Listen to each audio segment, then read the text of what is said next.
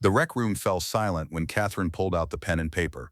For the first time in months, someone was writing a letter home, and everyone wanted to see what words looked like when they came from the heart. Catherine Morrison had been counting the days at Millbrook Women's Correctional for exactly 127 days.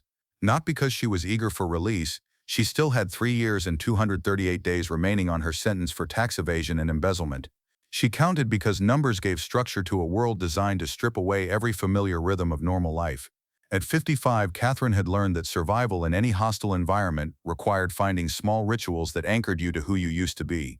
What made Catherine different from most inmates wasn't her age or her white-collar crime. It was the way she listened. When other women talked about their families, their regrets, their fears about what waited for them on the outside, Catherine gave them the kind of attention most people had never received in their entire lives.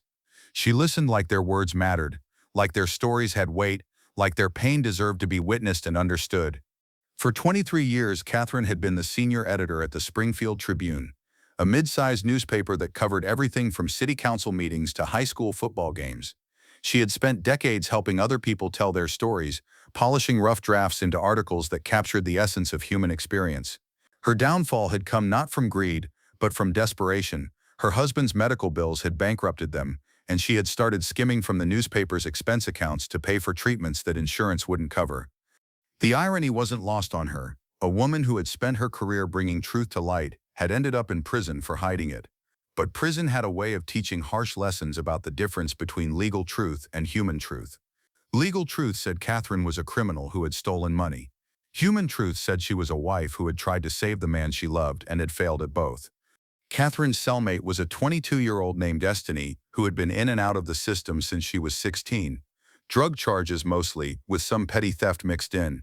Destiny could barely read and had never written a letter in her life, but she talked constantly about her daughter, a 4-year-old named Angel who was living with Destiny's grandmother while Destiny served her current 18-month sentence. "I want to tell her I love her," Destiny said one night, after lights out, her voice small in the darkness. "But I don't know how to write it down, and even if I could, what would I say? Sorry mommy keeps getting arrested? Sorry I'm not there to tuck you in? What kind of letter is that?" Catherine stared at the ceiling, listening to the pain in the young woman's voice. She had heard similar conversations echoing through the cell block for months. Women who wanted to reach out to their children, their parents, their siblings, but didn't know how to bridge the gap between the concrete walls and the outside world. The next morning, Catherine made a decision that would change everything. She approached Destiny with a piece of paper and a pen she had purchased from the commissary. "What if I helped you write to Angel?" she offered quietly. "You tell me what's in your heart and I'll help you put it into words she can understand." Destiny's eyes filled with tears immediately. "You would do that, but why? What's in it for you?" Catherine considered the question carefully. What was in it for her? The chance to use skills that had been gathering dust since her arrest? The opportunity to help someone bridge a gap that seemed insurmountable? Or maybe just the simple human satisfaction of knowing that her words could carry love across the walls and razor wire that separated mothers from their children. "Because everyone deserves to have their story told," Catherine said finally, "and everyone deserves to know they're loved." The letter Catherine helped Destiny write was 3 pages long and took them 2 hours to complete. Every sentence was carefully crafted to speak to a 4-year-old's understanding while carrying the full weight of a mother's love and remorse. They talked about Angel's favorite stuffed animal, about bedtime stories Destiny remembered telling, about dreams for the future when mommy would come home and things would be different. Word spread through the cell block with the speed of wildfire. Within a week, Catherine had 3 more women asking for help with letters. Maria wanted to write to her teenage son who refused to visit. Lisa needed help expressing her feelings to her elderly mother who was raising Lisa's twin daughters. Jennifer had been trying to reconnect with her sister for months but couldn't find the right words to explain how prison had changed her. Catherine established a routine. Every Tuesday and Thursday afternoon, she would set up in a corner of the rec room with a small stack of paper and pens. Women would approach hesitantly at first, unsure how to ask for help with something so personal.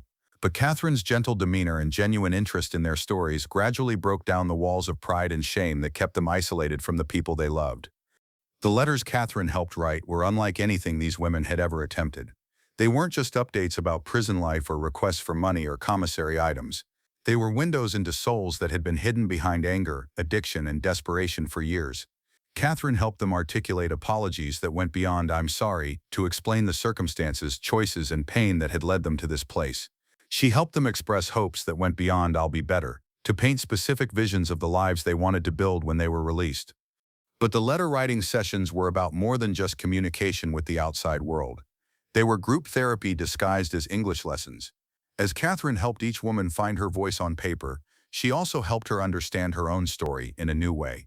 The process of putting experiences into words forced them to examine their choices, their motivations, and their potential for change in ways that most had never attempted before. The transformation was remarkable.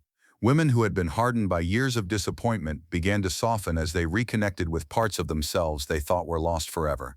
Fights became less frequent in the cell block. Conversations became deeper, more honest. The rec room, once a place where tensions simmered just below the surface, became a space where vulnerability was not only accepted, but encouraged. But not everyone appreciated the changes Catherine was bringing to Millbrook. Viper Williams had been the undisputed queen of Cell Block D for over 2 years. She ruled through a combination of physical intimidation and psychological manipulation, keeping other inmates in line through fear and unpredictability. Viper was 31 years old, built like a weightlifter, with arms covered in tattoos that told the story of her violent rise through various correctional facilities across 3 states. Viper had earned her nickname not because of any reptile tattoos, but because of her ability to strike without warning when someone crossed her. She could be laughing and joking one moment and putting someone in the hospital the next. Her crew of followers treated her with the kind of desperate loyalty that comes from knowing that crossing Viper meant becoming her next victim. What bothered Viper about Catherine's letter-writing sessions wasn't the activity itself. It was the way it was changing the power dynamics in the cell block. Women who used to come to Viper for protection or favors were now spending their time with the quiet older woman who helped them find their voices. The emotional support Catherine provided was undermining the fear-based control that Viper had worked so hard to establish. The confrontation was inevitable. Viper chose her moment carefully, waiting until Catherine was in the middle of helping a young woman named Sandra write to her estranged father. The rec room was crowded, which meant maximum visibility for whatever lesson Viper was about to teach. She approached Catherine's table with her usual swagger, flanked by 2 loyal followers who fed off their leader's aggressive energy. Well, well, well, Viper announced loudly enough for everyone in the rec room to hear. Look what we got here. Millbrook's own little secretary, playing with her pencils and paper. Catherine looked up calmly, her pen still in her hand. Hello, Viper. Is there something I can help you with? The polite response only fueled Viper's irritation. She had expected fear, deference, or at least an acknowledgement of the threat she represented. "Yeah, there is something you can help me with," Viper replied, her voice dripping with sarcasm. "You can explain to me why you think you're running some kind of charity operation in my rec room." Catherine set down her pen carefully and folded her hands. "I'm not running anything, I'm just helping people who want to write letters to their families." Viper laughed, but there was no humor in it. Helping people, how sweet. "But see, here's the thing. Nothing happens in this block without my permission. And I don't remember anyone asking me if it was okay to turn my inmates into a bunch of crying emotional messes." The insult hung in the air like smoke from a fire. Catherine could feel the tension radiating from Sandra, who had frozen in her chair beside her. "I wasn't aware that expressing feelings to family members was against any rules," Catherine said quietly. "Prison regulations actually encourage maintaining family connections as part of rehabilitation." Viper's face flushed red with anger.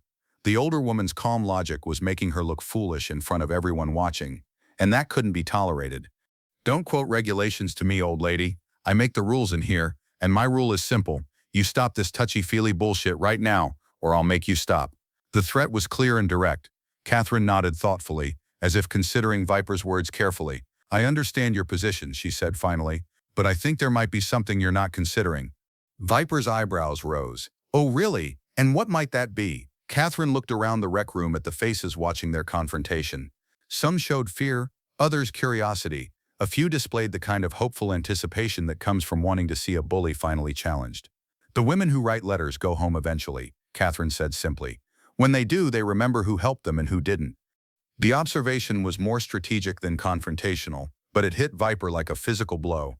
She had built her power on short-term thinking, dominating the immediate environment without considering long-term consequences.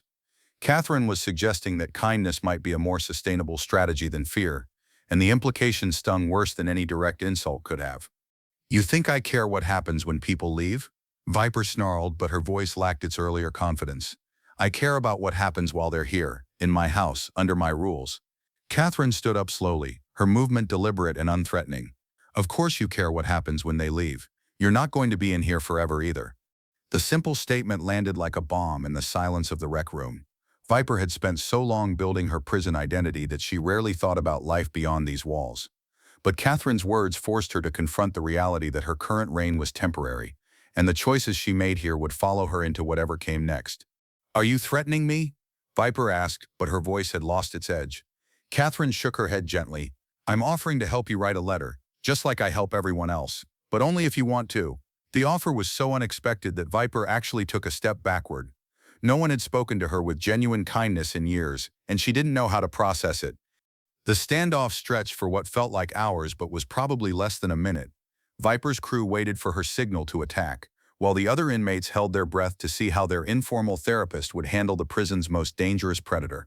Catherine simply stood there waiting, her expression patient and understanding rather than fearful or challenging. Finally, Viper spoke. "I don't need to write any damn letters. I got nobody on the outside who wants to hear from me anyway." The admission slipped out before she could stop it, revealing a vulnerability she had spent years hiding behind aggression and intimidation. Catherine nodded sympathetically. "That's exactly why you might want to consider it. Sometimes the people we think don't care are just waiting for us to reach out first." Viper's composure cracked for just a moment, and Catherine caught a glimpse of something that looked almost like hope flickering behind the hard mask of prison survival. "You don't know what you're talking about," Viper muttered, but the words lacked conviction. "Maybe not," Catherine agreed, "but I know what loneliness looks like, and I know what it costs to carry it alone." The confrontation ended not with violence or victory, but with Viper walking away in confused silence. Her crew followed, unsure what to make of their leader's unexpected retreat. The other inmates slowly returned to their activities, but the atmosphere in the rec room had shifted permanently. Word spread that Catherine had faced down Viper without raising her voice or throwing a punch, and that kind of quiet courage commanded a different type of respect than physical dominance. 3 days later, Viper appeared at Catherine's table during evening rec time. The room was nearly empty, which offered the privacy that Viper needed to swallow her pride. She sat down without speaking, her massive frame making the plastic chair look like dollhouse furniture. Catherine looked up from the letter she was proofreading for another inmate and smiled gently. "Good evening, Viper. How are you doing?" "I've been thinking about what you said," Viper admitted quietly, "about reaching out first." Catherine set aside her pen and gave Viper her full attention. "What's been on your mind?" Viper was quiet for a long moment, struggling with words that didn't come naturally to someone who had spent years communicating primarily through intimidation and violence. "My mother," Viper said finally. "I ain't talked to her in 8 years, not since the last time I got arrested, and she told me she was done with me. Said she couldn't watch me destroy myself anymore, and that I shouldn't contact her until I was ready to get my life together." Catherine listened without judgment, recognizing the pain behind Viper's tough exterior. "That must have been very painful to hear," Catherine said softly, "especially from someone you love." Viper's eyes filled with tears that she quickly blinked away. "Yeah, well, she was right. I was messed up on drugs, stealing from her purse, bringing dealers around her house. I was dangerous to be around, and she knew it." Catherine reached across the table and placed her hand gently over Viper's scarred knuckles. "But you're not that person anymore, are you?" The question hung in the air like a lifeline thrown to a drowning person. Viper looked down at their joined hands, surprised by how natural the human contact felt after years of viewing every touch as either a threat or a weapon. "I don't know who I am anymore," Viper admitted. "I've been Viper for so long I can't remember what it felt like to be Denise." Catherine's smile was warm and encouraging. "Denise is still in there. She's the part of you that misses your mother. She's the part that's been carrying that pain for 8 years, and she's the part that's strong enough to write a letter that might change everything." The letter they wrote together took 4 sessions to complete. Each meeting revealed new layers of Denise Williams that had been buried under years of survival instincts and defensive anger. Catherine helped her explore memories of her childhood before drugs and violence had taken over her life. They talked about the mother who had worked double shifts to keep Denise in school, who had attended every parent-teacher conference despite exhaustion, who had cried the night Denise first got arrested at 16. The process of writing forced Viper to confront not just her mistakes, but the circumstances that had led to them. Poverty, abuse, addiction, mental illness. The letter became a roadmap of how a bright child had become a dangerous woman, and how that dangerous woman might still find her way back to the light. Catherine helped her articulate not just apologies, but understanding of how her choices had affected the person who loved her most. When the letter was finally finished, Viper held the 3 pages like they were made of gold. "What if she doesn't write back?" she asked, her voice small with vulnerability Catherine had never heard before. What if she's moved on and doesn't want me in her life anymore? Catherine considered the question carefully, understanding that this moment would determine whether Viper's transformation continued or whether she retreated back into her defensive shell. Then at least you'll know you tried, Catherine said gently. And regardless of whether she responds, you'll know that you found the courage to be honest about who you are and who you want to become. That's not something anyone can take away from you. Viper nodded slowly, understanding that the act of writing the letter had already changed her in ways that didn't depend on her mother's response. The transformation in Cell Block D was immediate and dramatic. Viper's crew, confused by their leader's new interest in letter writing, began to question their own assumptions about strength and vulnerability. Some of them approached Catherine tentatively, curious about this process that had softened the hardest woman they knew. Others maintained their distance, unsure how to process a world where their queen was learning to express emotions instead of suppressing them. But Viper's change had a ripple effect throughout the entire cell block. Women who had been too afraid to participate in Catherine's letter-writing sessions now felt safe to explore their own emotional connections with the outside world. The rec room became a sanctuary where tears were acceptable, where admitting pain didn't make you a target, where healing was possible even behind concrete walls and razor wire. Catherine found herself not just writing letters, but facilitating conversations between women who had spent years viewing each other as threats rather than potential allies. She helped them understand that their shared experiences of trauma, addiction, and poor choices created bonds that were stronger than the artificial divisions that prison hierarchies tried to maintain. 6 weeks after Viper mailed her letter, the response arrived. Catherine was in the rec room when Viper appeared with the unopened envelope, her hands shaking with 8 years of accumulated hope and fear. "I can't open it," Viper whispered. "What if it's bad news? What if she just wants to hurt me back for all the years I hurt her?" Catherine looked at the envelope and then at Viper's terrified face. "Whatever it says, we'll handle it together. But you've carried the weight of not knowing for 8 years. Don't you think it's time to put that burden down?" Viper nodded and carefully opened the envelope, her fingers clumsy with emotion. The letter inside was 2 pages long, written in the careful handwriting of a woman who had spent years choosing her words carefully. As Viper read, tears began streaming down her face. Not the angry tears of frustration she had cried for years, but the healing tears of someone whose deepest wound was finally being treated with care. "She wants to see me," Viper said through her tears. "She's been waiting for me to contact her. She said she never gave up hope that I'd find my way back to who I used to be." Catherine felt her own eyes fill with tears as she watched 8 years of pain and regret begin to transform into hope and possibility. The visiting day when Viper's mother came to see her was emotional for everyone in the cell block who had witnessed Viper's transformation. Through the windows of the visiting room, they could see the reunion between a mother and daughter who had found their way back to each other through the simple act of honest communication. When Viper returned to the cell block that evening, she was glowing with a happiness that no one had ever seen from her before. From that point forward, Viper became Catherine's most effective advocate. She used her influence to encourage other women to participate in the letter-writing sessions, not through intimidation but through personal testimony about how the process had changed her life. She shared her story openly, helping others understand that vulnerability was not weakness but a form of courage that opened doors to healing and connection.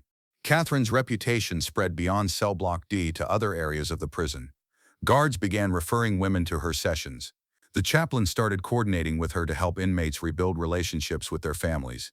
Even the warden took notice of the decreased violence and improved morale in areas where Catherine's influence was strongest. As Catherine's own release date approached, she realized that her time in prison had given her something unexpected, a clear sense of purpose. She had discovered that her skills as a writer and editor were just tools for a deeper calling, helping people find their voices and reconnect with their humanity in places where both were often lost. On her last day at Millbrook, Catherine was surrounded by dozens of women she had helped over the previous 3 years. They had written letters to children, parents, siblings, and spouses. They had rekindled relationships they thought were dead. They had learned to articulate their pain, their hopes, and their dreams in ways that bridged the gap between their incarcerated present and their potential futures. Viper spoke for all of them when she presented Catherine with a letter they had all signed. "You taught us that we're not just prisoners," Viper said, her voice strong and clear. "You taught us that we're mothers and daughters and sisters and friends. You taught us that our words matter and our stories deserve to be told. Most importantly, you taught us that it's never too late to reach out to someone you love."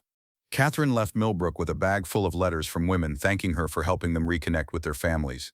But she also left with letters addressed to her, promises from women who wanted to stay in touch as they continued their journeys toward redemption and healing.